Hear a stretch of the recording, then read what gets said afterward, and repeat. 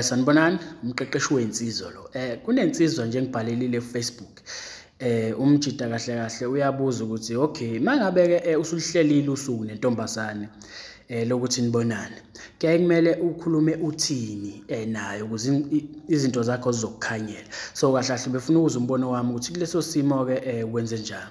So kubhalile umjida wathi-ke heshela umbhemu. Umqeqeshi wezinsizwa. Ngithola ingane ku-WhatsApp kodwa angakayigoqi. Bese ngithe kuyo ngingathanda ukuthi sihlangane ukuze sizokwazana kangcono. Manje Nkabi ngicela ukuthi ungibonise ukuthi ngingayigoqa kanjani lengane mase sihlangana. Okay, so isimple lento. Into yokuqala nje futhi engimele uyazi ukuthi mangabe umkhipha umuntu for the first time ungamkhipheli endaweni la kuzodingala khona ukuthi uspend imali yakho eningi because mina nawe mfowethu siyazi ukuthi imali awunayo.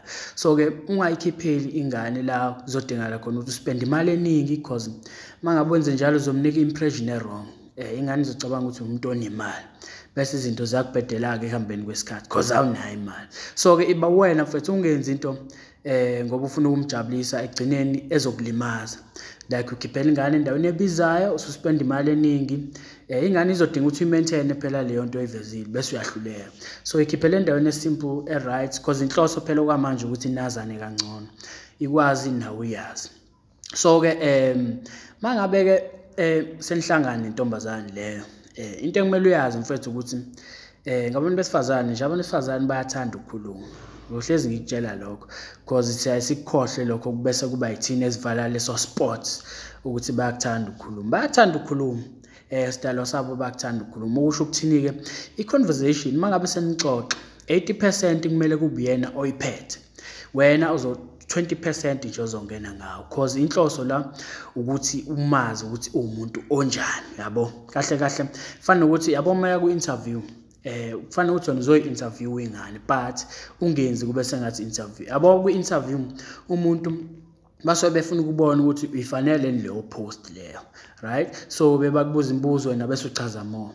So ke nawe ke intombazane mangabe usunayo uzobuyibuza imibuzo but not imibuzo like interview. Uzobuyibuza imibuzo esangxoxa yabo ukuze izochaza kangcono izichaza ukuthi umuntu onjani.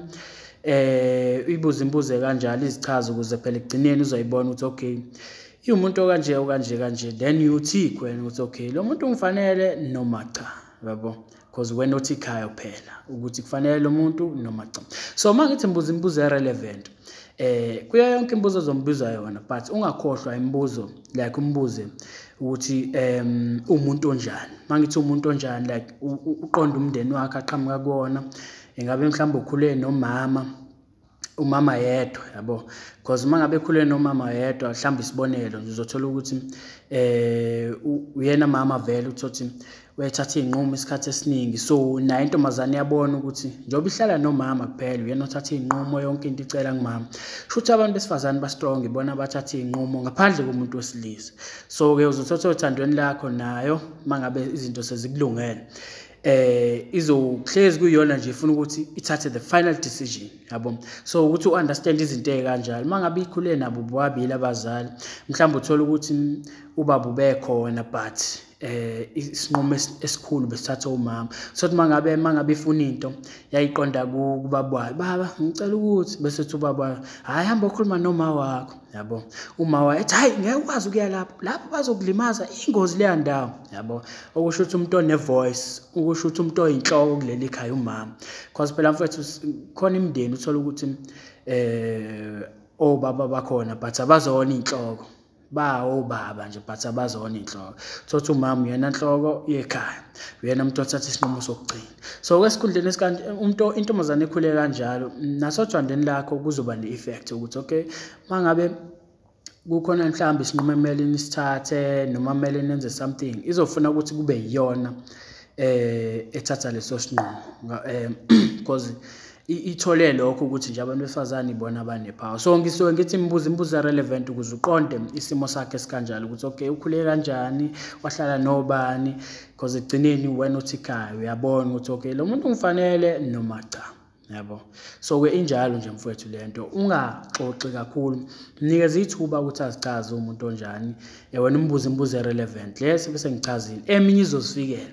Futhi ungajahi ukuthi kumele ushaye ijoke, ungakubeka ekhanda lokho ukuthi okay kumele ushaye ijoke uyihlekise ingane. No, ayisebenzi leyo nto, because uzokrema ama-jokes la asho oTrevor Noah noma obani osomahlaya uthi ayishaya ijoke enganeni, ingane ivele ingahleki, yabo, siyaphoxeka. So-ke wena iba wena ingane uma i-connecta nawe mfethu izohleka noma yini oyisho, yabo. So-ke wena ungayinikeza isithombe strong, uyivezela amanga ukuthi okay ukanje ushaya ama-jokes, no, khohlwa indaba yejoke, khuluma nayingane uzoyithola ihleka nje wena, as long as ukhombisa ukuba ne-confidence kuyona, ungasabi, because ayamthanda umuntu insizwa oyithembayo, yabo. Uma ngabe uyinsizwa kumele uzithembe, yize lokho kungekho guaranteed ukuthi uzoyiwina ingane ekugcineni, but hlezi uyithemba mfowethu, indlela okhuluma ngayo nezandla zakho yisebenza, yabo. Uma ngabe ukhuluma uchaza izobona ukuthi lo umfanele. So-ke nawe-ke uzandisela amathuba amaningi ukuthi uyiwine ingane.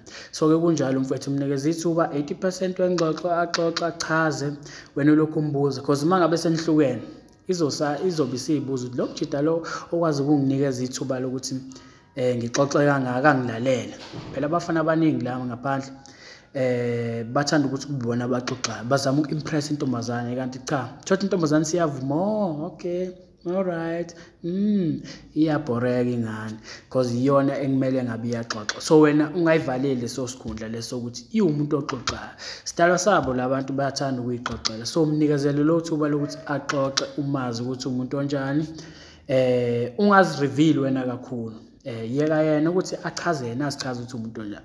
Wena nje uthi thase kancane, but ungazivezi, kumele ube mysterious, kusho njalo ngesingisi ukuthi ungazivezi wena ukuthi kahle kahle umuntu kanjani onjani. Yena kumele azigubhele yena ekuhambeni kwesikhathi, yabo.